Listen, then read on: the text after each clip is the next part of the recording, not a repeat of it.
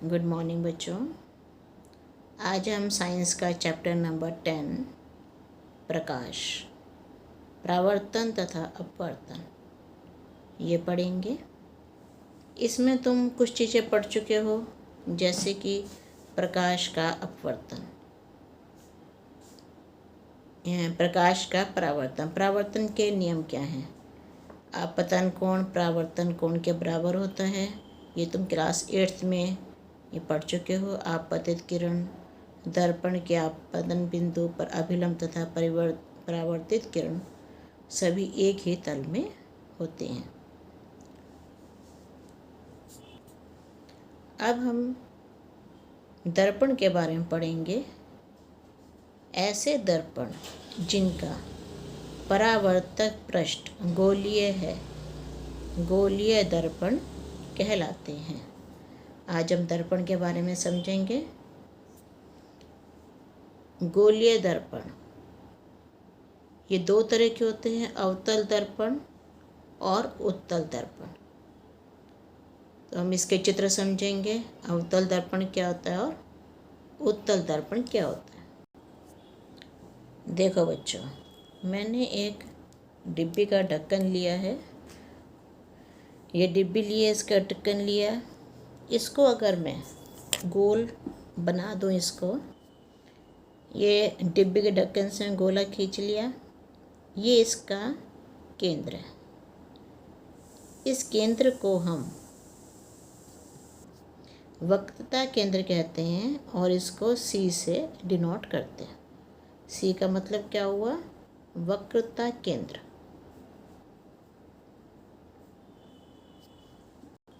देखो यहाँ पे इसकी डेफिनेशन देखो। गोले का केंद्र, जो हमने गोला बनाया है, इसका केंद्र गोलीय दर्पण का वक्रता केंद्र कहलाता है। अब इसमें हम अवतल दर्पण और उत्तल दर्पण इसमें कैसे निकलता है। ये इस गोले को हमने ये थोड़ा काट दिया, इतना हिस्सा हमने गोले का काट दिया। अब जो इसका कटा हिस्सा है, इधर वाला हिस्सा, इधर का जो हिस्सा है कटा हिस्सा, वो मैंने यहाँ पे ड्रॉ कर लिया। अगर हम इसके बाहर की तरफ पॉलिश कर दें, इसमें हम बाहर की तरफ पॉलिश कर दें, तो ये बन जाएगा हमारा अवतल दर्पण। इसको हम कहते हैं अवतल दर्पण। और इसी दर्पण, यही कटा हुआ हिस्सा हमारा, जो ऊपर हमने ये हिस्सा स्केल से अलग किया था, इधर वाला हिस्सा, ये वाला हिस्सा, ये इधर का हिस्सा अलग कर हमने बाहर की तरफ पॉलिश कर दी, तो अवतल पर दर्पण बन गया। और अगर इसमें हम अंदर की तरफ पॉलिश कर देंगे, तो इसका नाम पड़ जाएगा उत्तल दर्पण। ये बन जाएगा उत्तल दर्पण। अगर हम इस गोले का व्यास नापते हैं, तो ये 6 से थोड़ा सा ज़्यादा है व्यास इसका। गोले का व्यास 6 से थोड़ा ज़्यादा है। तो यहाँ पे बीच में ये केंद्र हो गया इसका, वक्रता केंद्र तो मैं बताया। तो ये जो हमारा दर्पण हमने अलग किया, उत्तल और अवतल दोनों इससे बन रहे, तो बना के दिखाया मैंने। तो जो दर्पण हमने अलग किया है, उसका वक्रता केंद्र ये C होगा, इतने हिस्से का भी। ये जो हमने अवतल दर्पण ड्रॉ किया था, इसके बीचों बीच एक मैं यहाँ पे लाइन खींच रही हूँ। ये जो इस लाइन को हम बोलते हैं मुख्य अक्ष, इस लाइन को बोलते हैं मुख्य अक्ष। मुख्य अक्ष जहाँ पर दर्पण को काटता है, ये बिंदु, इसको बोलते हैं ध्रुव, और इसको हम P से शो करते हैं, इसे कहते हैं ध्रुव। अब तुमने देखा, ये मैंने बताया, इस दर्पण की भी वक्रता, इस दर्पण का भी वक्रता केंद्र C है। तो हम यहाँ पे C ड्रॉ करेंगे। वो कैसे? अभी तुमने दिखाया कि 6 जो है इसका व्यास था, तो 3 इसकी 3.1 समझो इसकी त्रिज्या हो जाएगी। तो ये 3 है, यहाँ पे ये C, इसका भी वक्रता केंद्र सेम होगा। अब इसमें गोला पूरा नहीं बनाया हमने, इसका भी वक्रता केंद्र सी होगा। तो ये जो सी पी है, सी पी हो जाएगा इसमें वक्रता त्रिज्या, सी पी हो जाएगी वक्रता त्रिज्या। और सी पी का आधा, जैसे 3.1 है तो इसका अंदाज़ा 1.6 समझ लो आप, 1.5 1.6 ये अंदाज़ा ये है। यहाँ पे इसका बिंदु होता है एफ। एफ को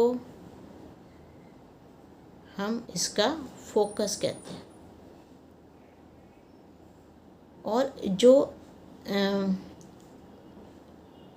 ये पी एफ होगा, पी एफ ये हो जाएगी फोकस दूरी।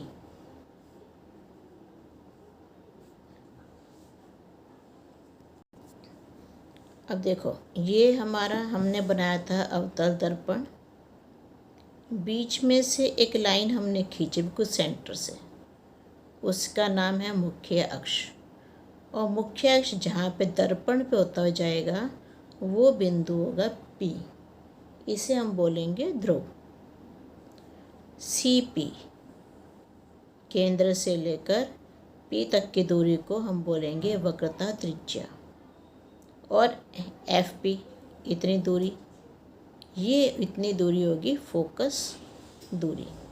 अब देखो वक्रता त्रिज्या जो है वो फोकस दूरी की डबल है, मतलब जितनी ये है उतनी ही ये है। सी एफ और पी एफ दोनों बराबर होती हैं। ये जो एफ होता है ये सी पी का मध्य बिंदु होता है। ये मैं तुम्हें लिख के बता देती हूँ, सी एफ और एफ पी बराबर होता है एफ पी। सी एफ और एफ पी दोनों लाइनें बराबर होती हैं, जितनी सी एफ होगी उतनी एफ पी होगी। या हम ये कह सकते हैं एफ जो है वो सी पी का मध्य बिंदु है। ये बहुत ज़रूरी है समझना, क्योंकि जितने चित्र आप लोगों ने मुझे चेक करवाए थे सब गलत थे। कहीं पे आपकी ये दूरी बराबर कहीं नहीं थी। सी एफ जब भी आप इनके किरण आरेख बनाओ या प्रतिबिंब बनाना तुम सीखोगे तो उसमें ये जो दूरी है सी एफ और एफ पी ये हमेशा बराबर रहनी चाहिए। जितनी ये है उतनी ही ये होनी चाहिए। तो इस चीज़ का आप ध्यान रखना। सेम यही चीज़ उत्तल दर्पण में भी होती है। ये उत्तल दर्पण है हमारा, वही इसमें हमारा ये लाइन जो होगी ये मुख्य अक्ष होगी। जितने भी आप चित्र बनाएंगे आप पेंसिल से बनाएंगे, आप लोग स्केच से कोई चित्र नहीं बनाएंगे। तो ये इसका ध्रुव हो गया पी। अब जैसे हमने ऊपर चित्र में देखा था कि व्यास, तो इसका मैं फिर से दिखा देती हूँ कि इसका व्यास था 6.2, 6.2 का आधा हो गया 3.1, मतलब इसकी जो त्रिज्या होगी वो 3.1 है। तो यही हम इसमें करेंगे 3 अब इसके देखो 3.1 यहाँ पे आता है तो ये हो जाएगा सी। इसमें भी सी पी वक्रता त्रिज्या है, लेकिन इसमें जो अवतल दर्पण है इधर की तरफ तो पॉलिश है और चमकीली सरफेस इधर की तरफ है तो इधर की तरफ बनता है। अब इधर पॉलिश इस तरफ है, जो इधर का हिस्सा है इधर चमकीला हिस्सा है, ये मुख्य अक्ष इस तरफ होगी और इसी का आधा तकरीबन 1.5 समथिंग जो हो जाएगा, 1.5 से आगे थोड़ा सा ये इसका एफ हो जाएगा। वही चीज़ें इसमें सी एफ और पी एफ दोनों इक्वल होंगे, या हम कह सकते हैं एफ सी पी का मध्य बिंदु है। ये चीज़ यहाँ भी है। ये चीज़ अभी अच्छी तरह समझ लो, आगे तुम्हें किरण आरेख बनाना सिखाऊंगी तो उसको समझने में तुम्हें आसानी रहेगी। तो सी पी वक्रता त्रिज्या है और पी एफ जो है वो है हमारी फोकस दूरी। अच्छा, एक चीज़ और नोट करो इसमें कि वक्ता त्रिज्या दोनों में एक चीज़ कॉमन है कि वक्ता त्रिज्या चाहे वो अवतल हो चाहे उत्तल हो, उस दोनों में एक चीज़ कि वक्ता त्रिज्या फोकस दूरी की दोगुनी होती है। चित्र आप पेंसिल से बनाओगे और लिखोगे आप पेन से। ये मैंने जो पेंसिल से लिखा उसको आप पेन से लिखना। वक्ता त्रिज्या फोकस दूरी की दोगुनी होती है और चित्र सब पेंसिल से बनाएंगे। अब देखो ये है किरण आरेख कैसे बनते हैं। आपकी बुक में पहले दिखा देती हूँ आपको। किरण आरेखों का प्रयोग करके गोलीय दर्पण द्वारा प्रतिबिंबों का निरूपण। प्रतिबिंब बनाना तो हम बाद में सीखेंगे, पहले हम सीखेंगे किरण आरेख ये कैसे बनते हैं। तो देखो ये पहला बना है अवतल दर्पण का। इसमें क्या लिखा है, दर्पण के यहाँ से यहाँ तक, दर्पण के मुख्य अक्ष के समांतर प्रकाश किरण कोमा परावर्तन के पश्चात अवतल दर्पण के मुख्य फोकस से गुजरेगी। अभी तुम्हारे चित्र से पहले मैं समझाती हूँ। ये हमने बनाया अवतल दर्पण, इसकी ये पहले बनाएंगे मुख्य अक्ष, अवतल दर्पण के मुख्य अक्ष। अब तुमने देखा कि मैंने जो ये दर्पण बनाया है ये इस डिब्बी के ढक्कन से बनाया है और इसका भी मैंने तुम्हें दिखाया था कि वक्रता त्रिज्या जो है वो 3 दशमलव कुछ थी, तो 3.2 थी। अब देखो ये बनाते 3.2 पे मैं यहाँ पे ये सी बना देती हूँ। ये हो गया वक्ता केंद्र और इसी का ही आधा, 3 का आधा समझो 1.5 होता है, ये 3.1 था, 1.6 के आसपास ये यहाँ पे इसका। अब जितनी दूरी ये है देखो ये भी 1.6 है और इसको नापोगे, दोनों को तुम नापोगे तो ये बराबर हैं। 1.6 इधर है और 1.6 ही इधर है। जो ये केंद्र था 3.2 था। अब देख क्या लिखा है यहाँ पे, दर्पण के मुख्य अक्ष के समांतर। ये हमारा हो गया मुख्य अक्ष, ये जो लाइन है ये है मुख्य अक्ष, ये एफ है हमारा। अब लिखा मुख्य अक्ष के समांतर प्रकाश किरण। समांतर लाइन कौन सी होता है, इसी के समांतर हम कोई लाइन यहाँ खींच देते हैं। देखो ये लाइन मैं खींच रही हूँ इसके समांतर, मुख्य अक्ष के समांतर प्रकाश किरण। ये प्रकाश किरण इधर जाएगी, इस तरफ जा रही है। परिवर्तन के पश्चात जब ये शीशे से टकराएगी तो ये परावर्तित होगी। परावर्तन के पश्चात अवतल दर्पण के मुख्य फोकस से गुजरेगी। अवतल दर्पण का मुख्य फोकस ये, इधर से ये टकरा के इधर। अब ये इसकी लाइन आप ध्यान से खींचोगे, सिंगल लाइन, पेंसिल की नोक आपकी शॉर्प होनी चाहिए। ये ऐसे एक लाइन बना दोगे और इसमें यहाँ पे एरो लगा दोगे कि ये प्रकाश किरण यहाँ से आई और इसके फोकस से होती हुई निकल गई। तो पहला रूल तो इसका ये है। देखो अब इसका अगला रूल समझते हैं। अवतल दर्पण के मुख्य फोकस से गुजरने वाली किरण परावर्तन के पश्चात मुख्य अक्ष के समांतर निकलेगी। अब इसको बनाने के लिए मैं इसका ये बनाना बता रही हूँ कैसे बनाना है इसका। ये मैंने एक डॉट बीच में लगा लिया सेंटर में, जैसे 4 लाइनें हैं, बीच बीच में एक डॉट मैंने लगा लिया। अब इस पे मैं ये डॉट पे ढक्कन रख दूँगी मैं, ठीक है। डॉट पे ढक्कन रख के 2 लाइनें ऊपर यहाँ पे बना के और 2 लाइनें नीचे लेके ये मैंने इसका दर्पण का चित्र बना लिया। बाकी थोड़ा बहुत अगर लगे तो इसको हाथ से ठीक कर लेना। अब इस पे मैंने पीछे की तरफ पॉलिश कर दी। ये बन गया अब हमारा अवतल दर्पण।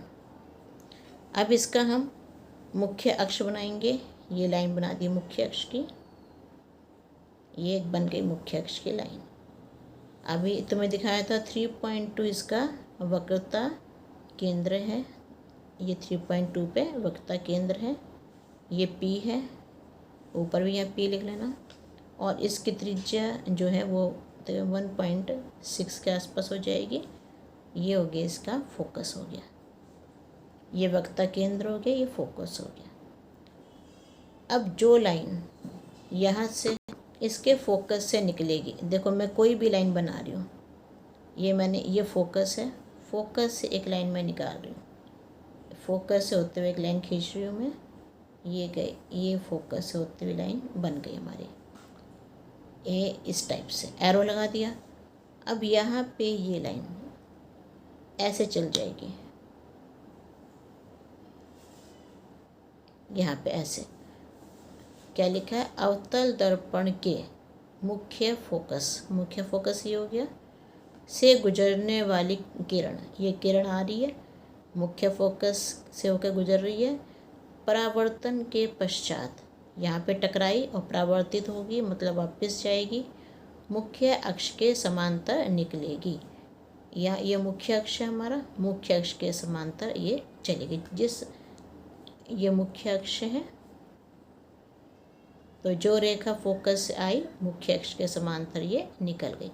तो दूसरा ये आपका रूल है। इसके बाद नेक्स्ट है, अवतल दर्पण के वक्रता केंद्र से गुजरने वाली किरण परावर्तन के पश्चात उसी पथ पर वापस चली जाती है। अब फिर हम यहाँ बीच में डॉट लगाएंगे और इसका हम दर्पण बनाएंगे। ये हमने ढक्कन से गोला खींच लिया, अभी तो मैंने सिखाया था कैसे बनाना है। इस पे ये पॉलिश का हम ऐसे कर देंगे, पॉलिश कर दिया हमने इस पे। अब हम इस पे मुख्य अक्ष बनाएंगे और वक्रता केंद्र और फोकस बनाएंगे इसका।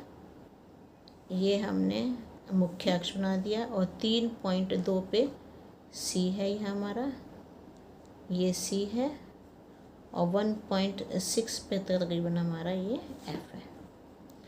अब हमारा रूल क्या है, देखो, अवतल दर्पण के वक्रता केंद्र से, वक्रता केंद्र कौन सा, ये वाला हुआ, यहाँ से जो किरण गुजरेगी, अब यहाँ से किरण को गुजारते हम, देखो ऐसे ये बना दिया, ये लाइन हमारी वक्रता केंद्र से होके जा रही है, ये परावर्तन के पश्चात इसी सेम पथ पर वापसी चल जाएगी, सेम ये लाइन आएगी।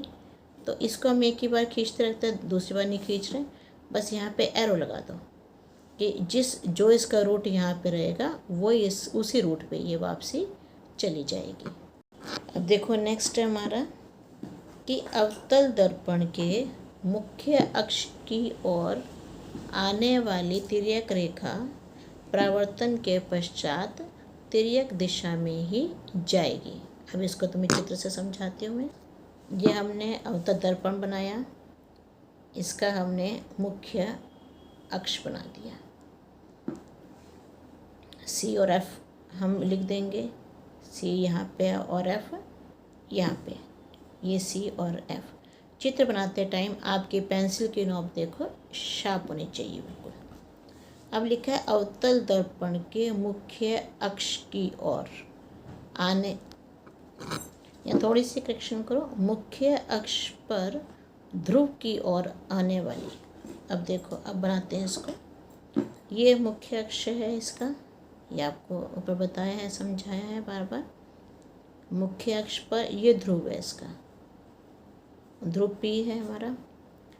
मुख्य अक्ष पर ध्रुव की ओर आने वाली तिर्यक रेखा, अब यहाँ पे कोई किरण आ रही है, थोड़ी सी टेढ़ी है ये किरण, तिर्यक मतलब टेढ़ी, तो ये इस तरह से किरण इधर की तरफ आ रही है और ये इसके बाद तिर्यक दिशा में ही वापस चली जाएगी, ये तिर्यक दिशा में ही वापस चली गई। मुख्य अक्ष पर ध्रुव की ओर आने वाली तिर्यक रेखा परावर्तन के पश्चात तिर्यक दिशा में ही वापस चली जाएगी। मतलब इसमें ये कोण, इस कोण को बोलते हैं आई। आई का मतलब होता है आपतन कोण। आई का मतलब आपतन कोण, और ये होता है आर, अपवर्तन कोण। आई का मतलब यहाँ लिख देती हूँ आपतन कोण, और आर का मतलब परावर्तन कोण। ये दोनों कोण बराबर होते हैं, आई और आर। आई मीन्स आपतन कोण और आर मतलब परावर्तन कोण, दोनों कोण बराबर होते हैं। तो ये 4 रूल हैं अवतल दर्पण के। तो इसका आप होमवर्क कीजिए आप, और कल आपको मैं अवतल दर्पण से बनने वाले प्रतिबिंब समझाऊंगी। Okay, thank you.